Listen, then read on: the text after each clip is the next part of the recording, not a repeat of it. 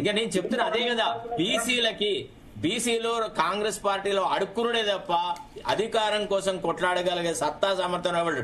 కొంత ఎసర్టివ్ గా ఉండేవాడు Madhu Yaskhi, I know him personally. కానీ ఆయన ఏం చేసినాడు, ఒక పద్ధతి ప్రకారంగా తీసి విసిరి పారేసినాడు, ఛాయలో ఈగను వారేసినాడు.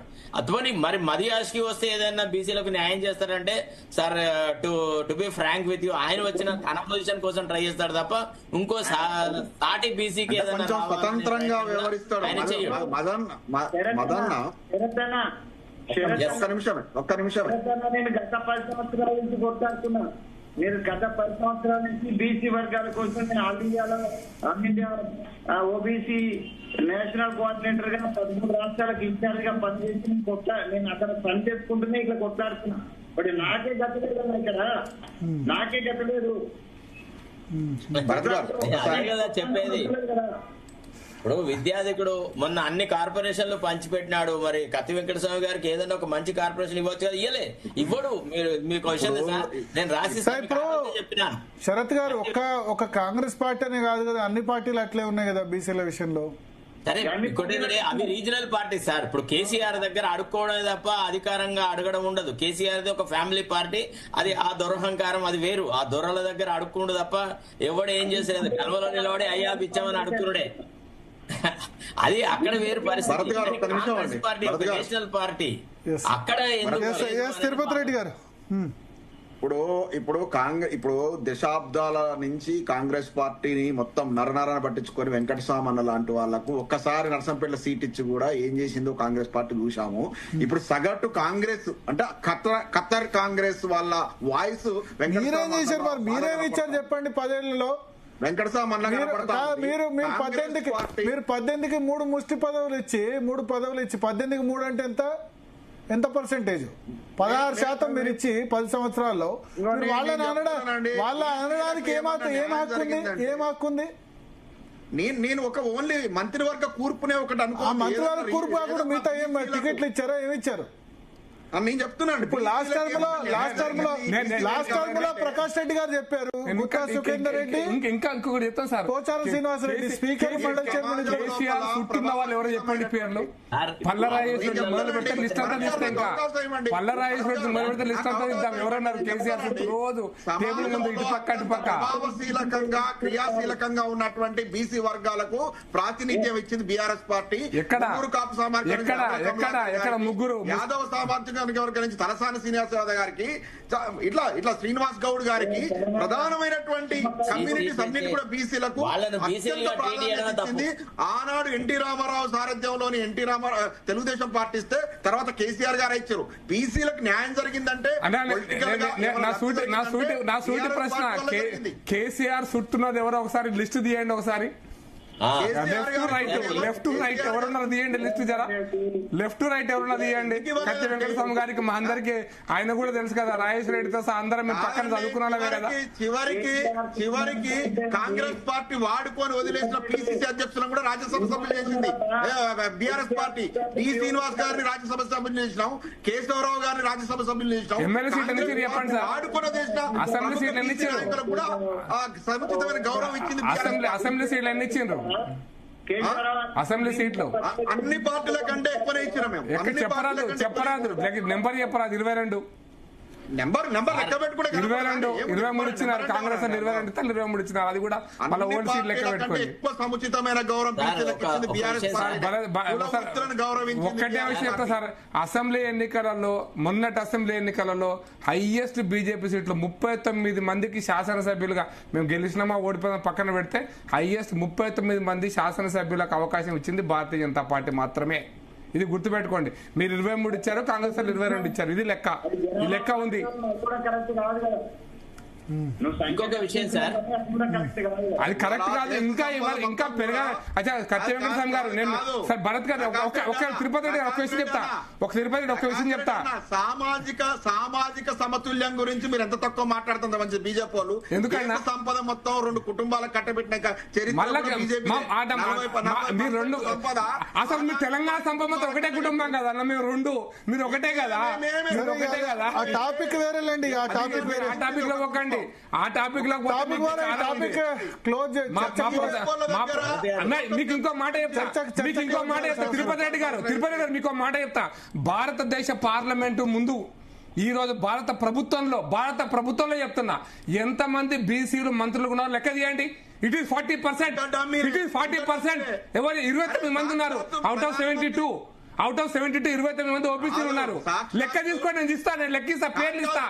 ఇంకా మీరు రెండు కుటుంబాల గురించి మాట్లాడితే ఎట్లా అండి మీరు? ఇంకా అరే మీరు ఆదాని అంబానీ మీ భజన పక్కన 29 మంది మంత్రులు బీసీలు ఉన్నారు, ఓబీసీలు 29 మంది మంత్రులు ఉన్నారు. లెక్క తీయండి. ఏం మాట్లాడుతున్నారు మీరు? ఆదాని అంబానీ ఈ కేసీఆర్ భజన, ఈ చిత్ర భజన బంద్ చేసేయండి. 29 మంది మంత్రులకు ఇచ్చిన వాళ్ళు ఎక్కడ చూడండి. ఈ చిత్ర భజన ఏంటంటే ఇంకా ఎంతకాలం చేస్తారు? చిత్ర పట్టుకొని ఆదాని అంబానీ ఏం భజన ఇది? మీరు అసలు విషయం మాట్లాడకుండా ఆదాని అంబానీ దగ్గరికి వస్తారు.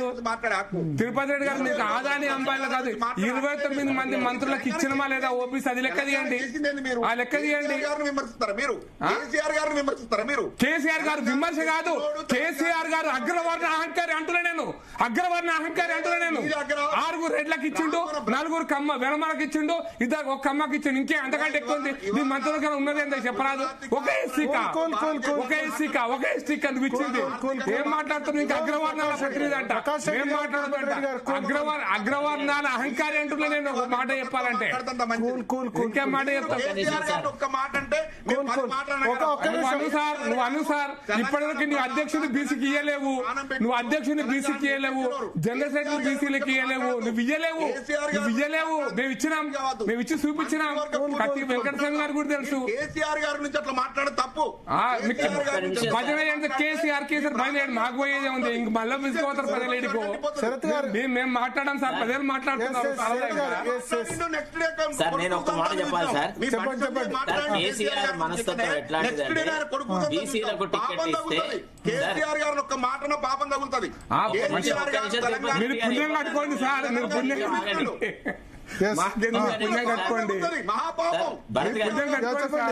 మీరు పుణ్యం కట్టుకోండి. అది మీరు పుణ్యం కట్టుకోండి సార్, మంచిదే కదా. ఏంటంటే సార్ కేసీఆర్ మనస్తత్వం అంటే బీసీలకు టికెట్ ఇవ్వాలి, డబ్బులు ఇవ్వాలి. అదే రెడ్లకు కానీ వెలుగులకు కానీ టికెట్ ఇస్తే వాళ్ళు టికెట్ తీసుకొని ఇంకో 2 క్యాండిడేట్లకి డబ్బులు ఖర్చు పెడతారు. కాబట్టి ఖచ్చితంగా బీసీలకు టికెట్లు ఇవ్వదు. వాళ్ళకు ఓన్లీ కార్పొరేషన్ చైర్మన్లు అది ఇది 2 పుడకలు ఇట్లా విసిరేస్తాను అనేటువంటి అహంభావంతోనే కేసీఆర్ ప్రవర్తించాడు. కేసీఆర్ ఎవరికైనా బీసీలకు టికెట్ ఇవ్వాలంటే మొదట ఏం ఆలోచించేవాడు? మున్సిపల్ నాకు గుర్తుంది, ఒక నిమిషం, మార్కెట్ యార్డ్లలో కూడా బీసీ రిజర్వేషన్ తీసుకొచ్చాడు కదా కేసీఆర్.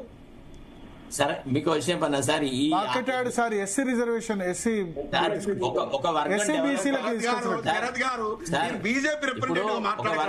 వర్గం సమూచిగా ఎదగాలంటే వాళ్లకు శాసనసభ్యులుగా, పార్లమెంటు సభ్యులుగా, మంత్రులుగా ఇస్తేనే వాళ్ళు ఎదుగుతారు సార్.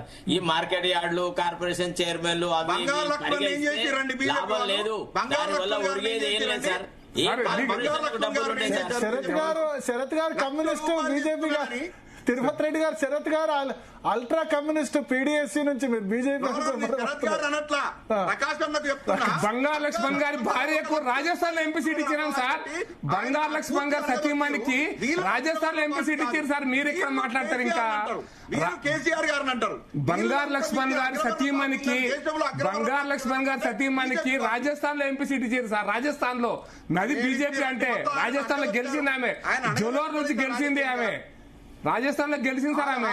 ఆలే నరేంద్ర గారిని ఎట్లా దొక్కారు? ఆలే నరేంద్ర గారు ఎడిపోయినరు. మళ్ళీ మా పార్టీకి వచ్చింది. ఆడికెళ్ళ కొడితే బల్లున్నారు మీరు. ఆలే నరేంద్ర ఎమ్మెల్యే చేసింది ఎవరు?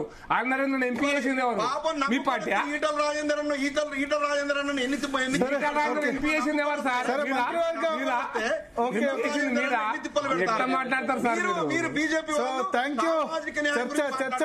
మా మంత్రివర్గ కూర్పు సమయం అవసరమైంది. థ్యాంక్ యూ ప్రకాష్ రెడ్డి గారు, తిరుపతి రెడ్డి గారు, అడ్వకేట్ శరత్ గారు, కత్తి వెంకటస్వామి గారు. మొత్తానికి మంత్రివర్గ పునర్వ్యవస్థీకరణకు సంకేతాలు అయితే కనిపిస్తున్నాయి. ఋతుపవనాల ఆగమనంలాగా రాహుల్ గాంధీ వరుసగా ఆస్పిరెంట్ లీడర్స్ అందరినీ కలుస్తున్నారు. కర్ణాటక కూడా అయిపోయింది, కేరళ ముఖ్యమంత్రి అయిపోయినాడు, ఇంకా మిగిలింది ఇదే. బట్ మంచి రోజులు కనబడతలేవు. మరి ఇదేమో అధిక మాసం, నెక్స్ట్ ఆషాఢ మాసం. మరి రోజుల బట్టి చూస్తే మధ్యలో నిజ జ్యేష్ఠ మాసం ఉన్నది ఆ? సార్. మధ్యలో నిజ జ్యేష్ఠ మాసంలో 29 రోజులు ఉన్నది సార్. 29 రోజులు ఉన్నాయి కాబట్టి జూన్ 17 నుంచి జూలై 17 మధ్యలో చేయొచ్చు. జూన్ 18 నుంచి అంతే కదా. అంతే అయితే మీకు ఒకటి మాత్రం పక్క, అంటే ఇది కర్ణాటకలో కూడా జరుగుతున్న పరిణామాలు, మంత్రివర్గ కూర్పులో జరిగిన పరిణామాలను మనం ఇప్పుడు గమనించాల్సిందే. అది తెలంగాణలో కూడా రిఫ్లెక్ట్ అయ్యే ప్రమాదం వాళ్ళకు ఒక మంత్రి పోర్ట్ఫోలియో రిజైన్ ముగ్గురు రెడీగా ఉన్నారు అక్కడ ఈ సిచ్యువేషన్ కోసం అని. Okay okay okay. So thank you Prakash Reddy గారు కూడా. సో ఇది వాళ్ళ DNA. Stay tune to Zee Telugu news.